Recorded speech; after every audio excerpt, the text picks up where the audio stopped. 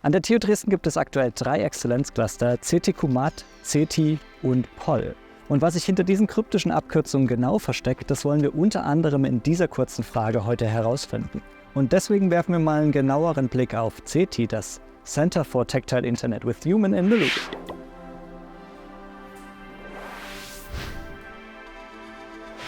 Bei CT arbeiten WissenschaftlerInnen aus unterschiedlichsten Disziplinen und eine von ihnen ist Juniorprofessorin Merle Verhorst von der Professur für Akustik und Haptik. Woran forschst du? Also hier im CT-Cluster freue ich mich sehr, über die Berührung zu forschen.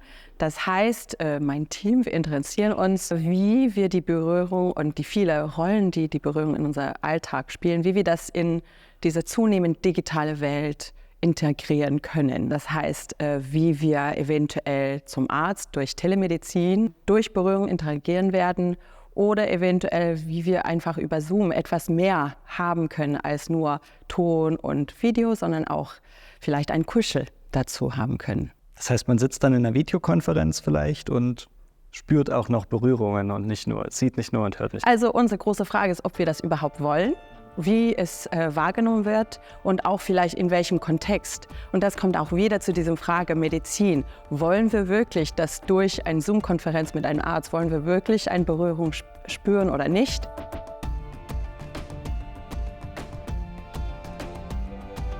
Welche Bedeutung spielt denn Berührung überhaupt in der Medizin? Also ich denke immer, dass Berührung kann auch in der Medizin sein, aber auch als Medizin sein. Und ich denke, der Hauptfrage für uns ist, wie können wir diese Superkraft, diese Superpower von Berührung integrieren in zum Beispiel Telemedizin? Entweder weil wir diesen Vertrauensfaktor amplifieren wollen. Durch Covid war das wahrgenommen, dass Onkologen zum Beispiel haben diesen Vertrauensfaktor irgendwie, diesen Mangel gespürt, weil die diese Patienten nicht berühren können. Eine Hand auf den Schulter, eine Hand geben bei schlechten Nachrichten. Aber als Medizin, von Depression bis zur Physiotherapie, wir wissen jetzt, dass eine Berührung einen sehr starken Heilungseffekt haben kann. Also alleine die Tatsache, dass jemand einen anfasst, das kann schon einen positiven Einfluss auf die Heilung haben. Absolut. Also nicht nur, dass eventuell wir eine große Cocktail von Neurotransmitter sehen können ins Gehirn, in der Körper, aber dass diese Berührung selbst hat einen Effekt über unser Cortisol, über unseren Stress. Also die Heilungseffekte sind sehr viele und verschiedene. Wir können Berührung als Medizin sehen. Wie fügt sich deine Forschung denn in das Exzellenzcluster CT ein? Also ich kann ehrlich sagen, ich könnte das nirgendwo anders machen als hier in CT, weil als neurowissenschaftliche Forscherin habe ich das nie vorgestellt, aber jetzt könnte nicht ohne diesen täglichen Austausch mit Ingenieuren, mit Informatikern, mit Designern. Also jeden Tag haben wir neue Fragen zu antworten, um auf einer Seite neue Touch-Technologien zu entwickeln und optimieren, aber auch besser zu erkennen und wieder zu optimieren, wie wir diese Technologien in Fernbeziehungen, zum Beispiel Telemedizin, integrieren können. Wie die Forschung von Merle Verhorst in der Praxis aussehen könnte, erfahre ich jetzt von Lisa Marie Lüneburg und bin dafür auf dem Weg in eine der Sporthallen des Dresdner Hochschulsportzentrums. Was genau entwickelt ihr eigentlich gerade? Wir entwickeln bei Value ein Shirt, das mit Hilfe von Vibrationsfeedback Menschen, die eine Bewegung ausführen, die anleitet, die richtig zu machen. Und bei CT erforschen wir, wie man damit motorisches Lernen unterstützen kann. Perspektivisch möchten wir das gerne ausgründen. Und in dem Shirt sind Sensoren integriert, die erstmal die Bewegung messen. Und dann wird das Ganze in einem kleinen Prozessor im Shirt auch verarbeitet und analysiert und dann automatisch ein Feedback gegeben. Und das passiert durch Aktoren, die sind integriert in das Shirt. Und die geben eine Vibration ab, wie man das bei einem Smartphone kennt. Und dadurch weiß dann der Mensch, wenn er irgendwie einen Impuls an der Schulter bekommt, jetzt muss ich meine Schulter nach hinten nehmen, die ist gerade in der falschen Position. Und wir können damit zum Beispiel verhindern, dass man gesundheitsschädliche Bewegungen ausführt.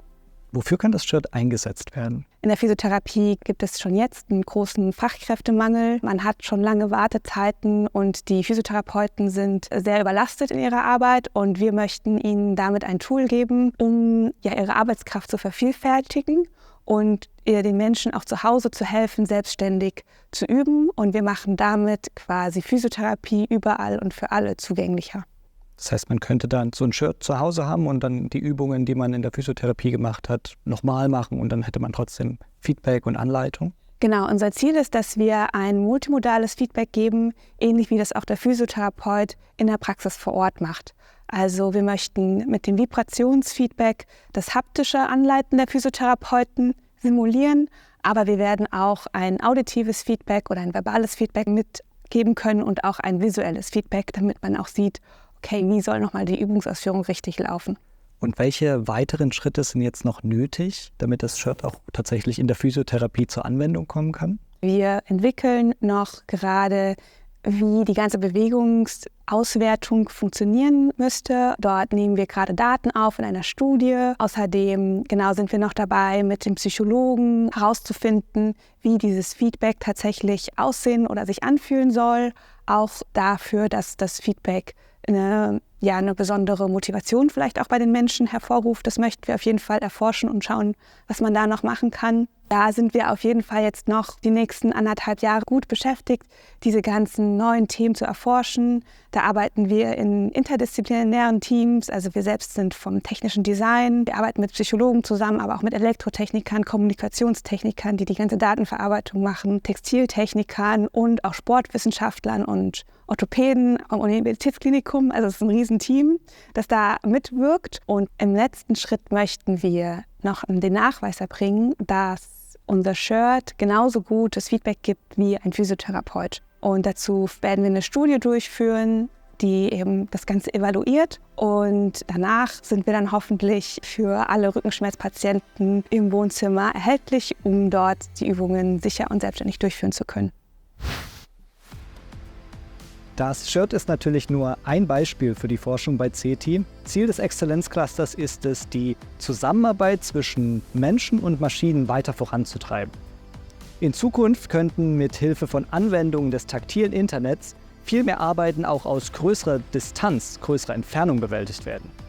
Das könnte beispielsweise Risiken minimieren, zur Sicherheit beitragen und Menschen Zugänge zu Kompetenzen eröffnen, die ihnen sonst verwehrt bleiben würden.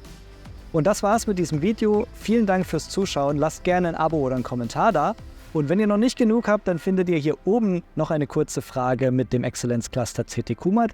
Und hier unten eine gute Frage, wo Katharina Porab von CETI darüber spricht, wie guter digitaler Unterricht aussehen könnte.